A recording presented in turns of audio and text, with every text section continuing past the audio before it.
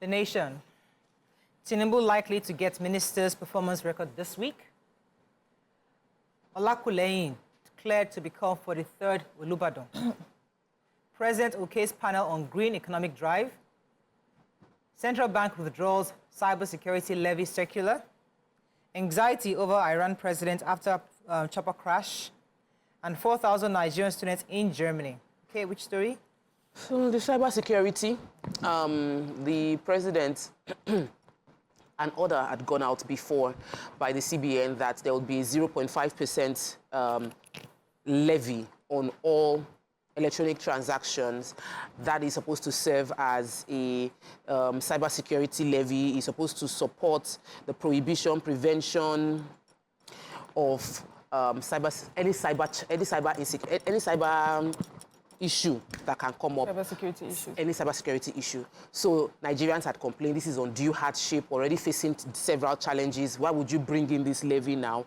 And in the responsive nature of this administration, they have withdrawn it. So the circular that came out on the 6th of May that they were going to be putting this levy. And now another circular has come out to say they would withdraw the levy. That the new circular suggests that the CBN will be reevaluating another approach to how to fund its cybersecurity initiative. So the initiative of how to fund cybersecurity, I mean, cybersecurity challenges are valid, but the process of funding it through imposing a new tariff or levy on every single transaction seemed unfair to the citizenry. I expressed the same complaint. We are all in it, but I'm happy that they've reversed it and they will start finding other creative ways from all the other charges that you already have to make money. Yeah, so the president has approved the establishment of a committee to oversee green economic initiative known as the Presidential Committee on Climate Change, Climate Action and Green Economic Solutions.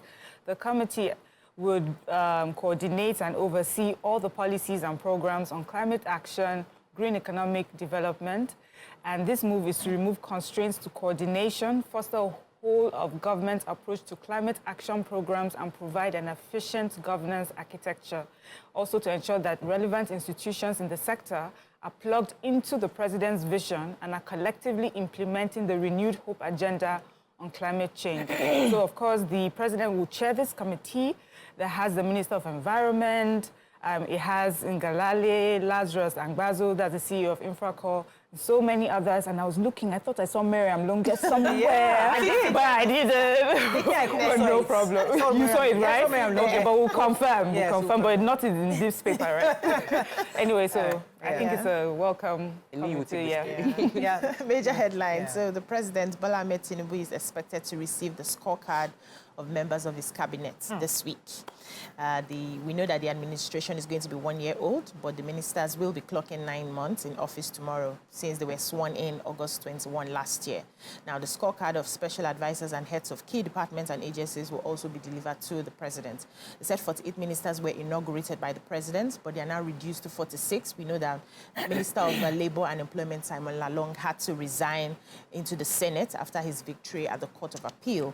They said he left the government December 20. Now, also, Minister of Humanitarian Affairs, Dr. Betta Edu, has been on suspension since the incident in March 6, and that's what reduced it to 46. Now, I want to read out the criteria for the performance that will be getting. I'm very concerned about the Labu's performance. So they are saying the criteria will be reforming the economy to deliver sustained and inclusive growth, strengthening the national security for peace and prosperity, boosting agriculture to achieve food security, unlocking energy and natural resources for sustainable development, enhancing infrastructure and transportation as enablers for growth, focusing on education, health, and social investment as essential pillars of development, accelerating diversification through industrialization, digitization, blah, blah, blah, improving governance for effective service delivery. So there's speculations that when they now finally bring this report card, so to speak, are you sure they will not reshuffle? Are you sure they will not send some people back in? Are you looking for Minister of Powers reshuffling? Let us see what's going to happen, because this... No, let's see his You mean the ministry? The minister or the ministry, the entire, they need to reshuffle. Something has to happen.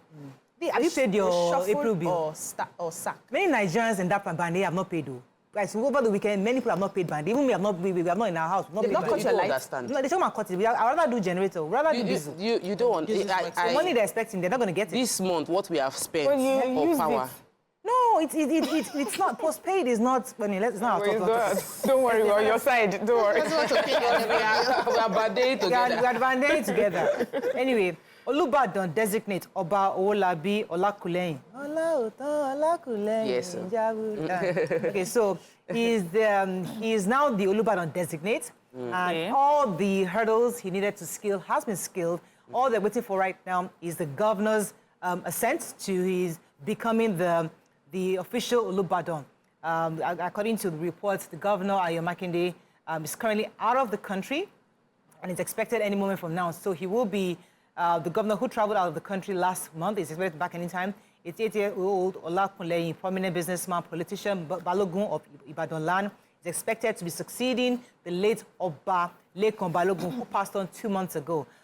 So we're pretty waiting for the governor himself to sign up. And once he does that, we'll have a new Olubadan on the stool.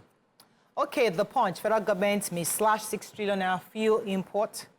Helicopter crash. Iranians pray for missing president and minister. Cocaine seizure. NDLA declares couple wanted. FG begins housing construction in 4 states. 8 manufacturers suffer 627 billion naira forex losses. 386 abductees rescued during Sambisa clearance exercise. And MPC may raise interest rate again on Tuesday. Okay, which story? Major headline. Major headline, go ahead. Yeah, so I was interested in the housing story because I know that will stimulate the economy, but the major headline looked good because Dangote was talking at the Africa CEO summit in Rwanda.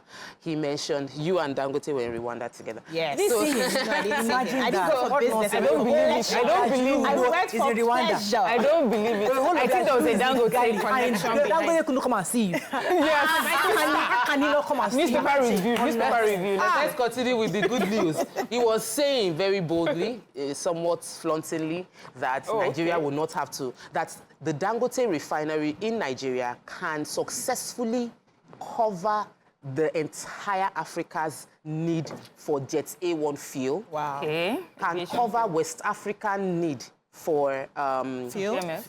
PMS and diesel. And that in the next 4 to 5 weeks, when they start producing that the normal petrol, that there will be no need for Nigeria to import any petrol at all. Hey. We will have supply.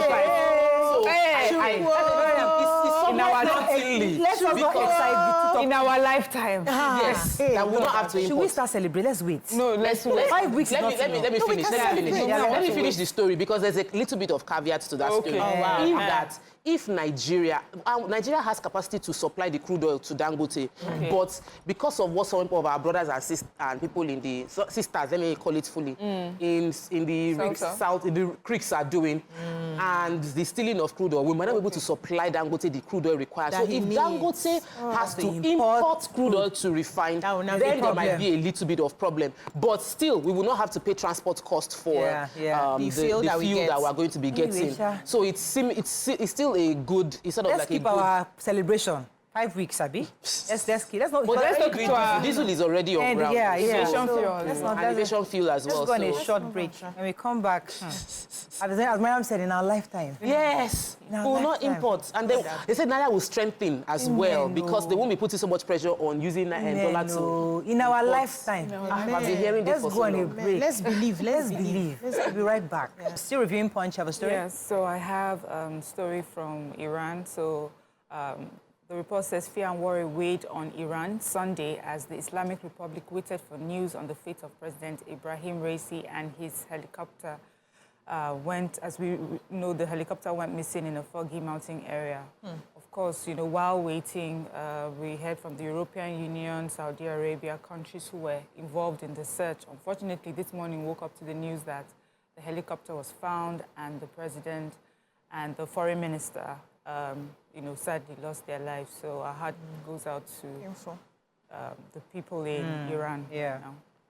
The Nigerian army said yesterday on Sunday that it had rescued 386 people, mostly women and children, from Sambisa forest from the Boko Haram insurgents. The acting, that's fantastic news, because we always follow up NDLA, but we also have to follow up on the Nigerian army. The acting general officer commanding 7th Division, Brigadier General A.J. Haruna, said the abductees were rescued during a just concluded 10-day clearing operation in Sambisa Forest. According to him, some of the abductees had been in terrorist captivity for as long as 10 years before their rescue over the weekend. Haruna also spoke to journalists at the local government area, says Operation Desert Sanity 111 was to clear Sambisa Forest of the remnants of all the categories of terrorists, as well as provide them, those who are willing to surrender, an opportunity to actually do so. Really happy that the Nigerian Army was able to do that. Rescue women and children in Sambisa's forest. Well done. Okay, So 8 manufacturers, including Dangote, Bois, Lafarge, saw their foreign exchange related losses, said it's risen to 627.7 billion in the first quarter of the year alone. This was according to findings by the Punch. So said according to analysis of the financial statements of the firm, which was published on the Nigerian Exchange Limited, the listed firms included Lafarge Africa PLC, Bois Foods, Nestle Niger, Bois Cement, Dangote Sugar, International Breweries, Nigerian Breweries, and Dangote Cement. Even BC's Business Empire is part of it, even though they didn't write it here. Yes, Says since the turn of the new year, the Naira, that was floated a year ago, kept witnessing dramatic depreciation, and the height was when it got to 1,900 to $1. Though it's fallen, it's going back up again, and it's been affecting their businesses. They calculated their losses for those of them who transact in probably getting the raw materials, in dollars. They lost a lot from the profit that had initially declared.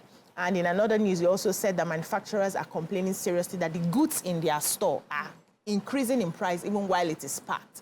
They really do not understand how they are going to sell out the goods to the people who do not have the purchasing power to even purchase anymore. And it's becoming a problem. So it's something that probably the federal government may look to seeing how they can sort them out, maybe by giving them a bit of a concession for some of the taxes that they pay when they are bringing in their raw materials into the country. See how that would help. Daily Sun. NLC TUC insists on living wage, say no going back on demands. 2027, Obi's supporters begin mobilization and set up committees. Tinubu chairs 25-man presidential committee on climate action and green economy. 2 beheaded, 7 kidnapped, houses burnt in Ebonyi community. NDLA declares couple wanted, arrest 4 cartel members over cocaine seizure. Reps propose election petition conclusion before president and governors swearing in. Serap sues governors, FCT, over failure to account for FAC allocations. And Reps Speaker to Ganduje set up machinery to reconcile aggrieved APC members. Okay, which story?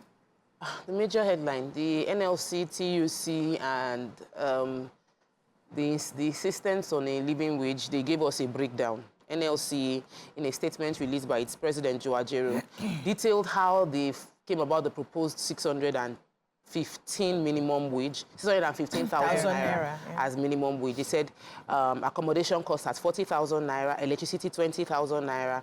I don't know the electricity, definitely not Bandeo. Water 10,000 naira, kerosene/gas 35,000 naira. The cost of food, according to them, should be about 270,000 naira per month, gauging it at 9,000 naira per day for 30 days.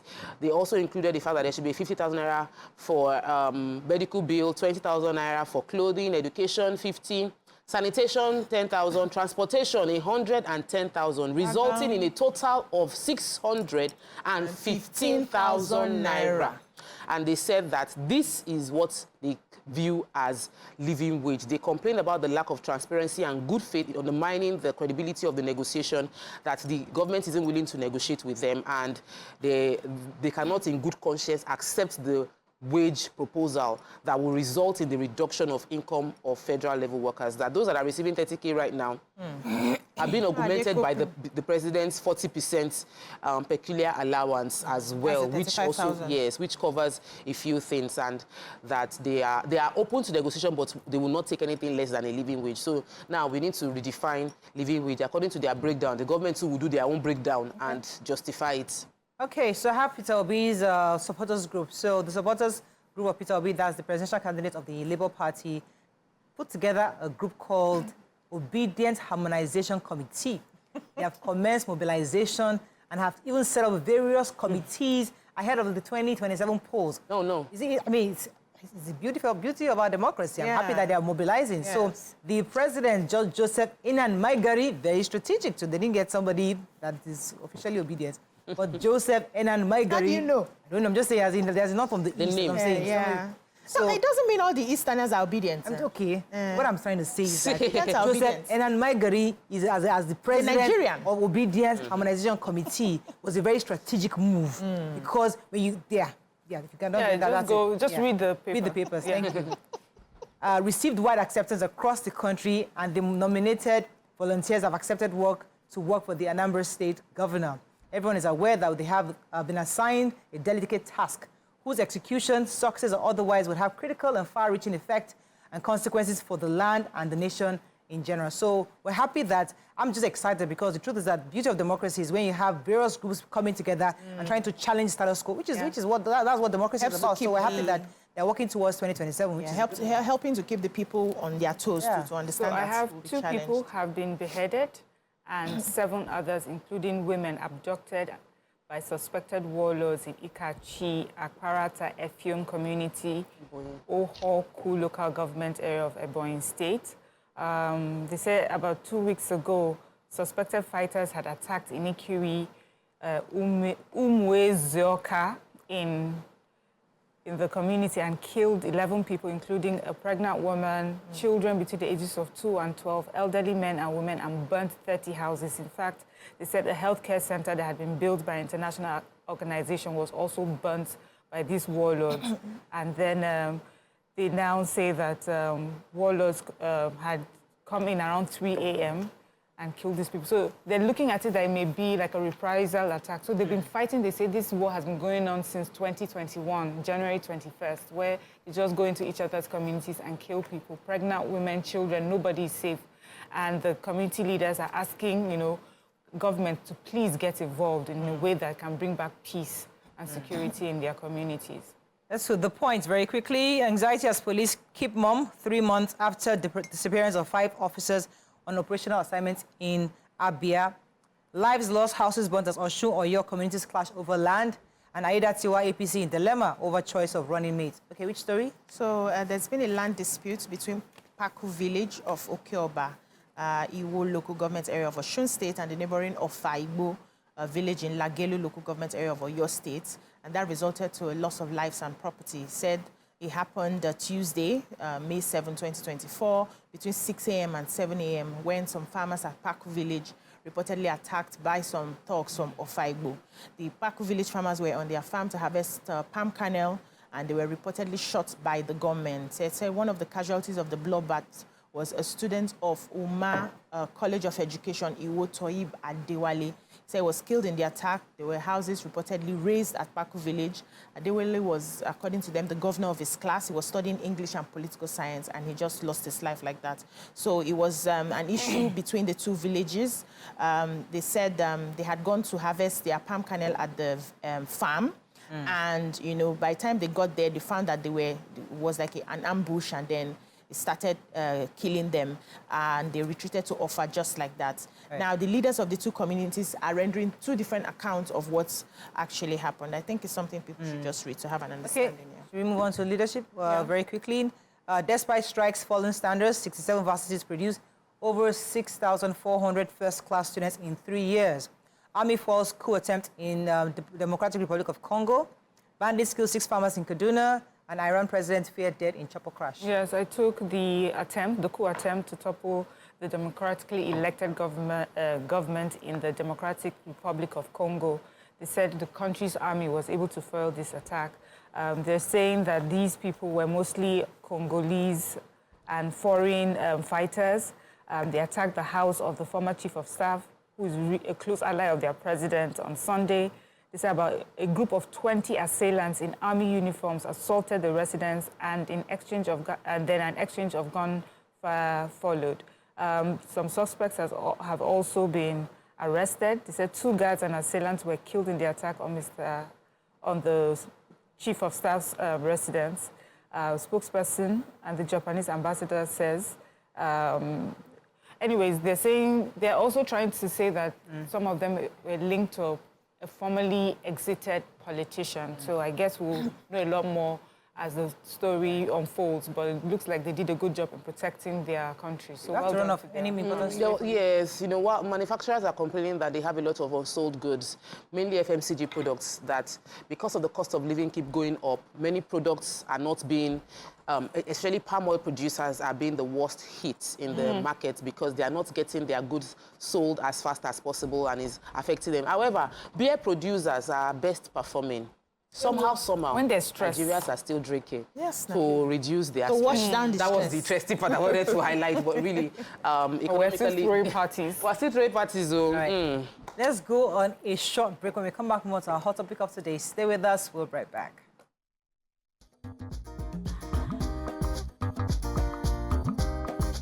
Stay tuned. Your View will be right back.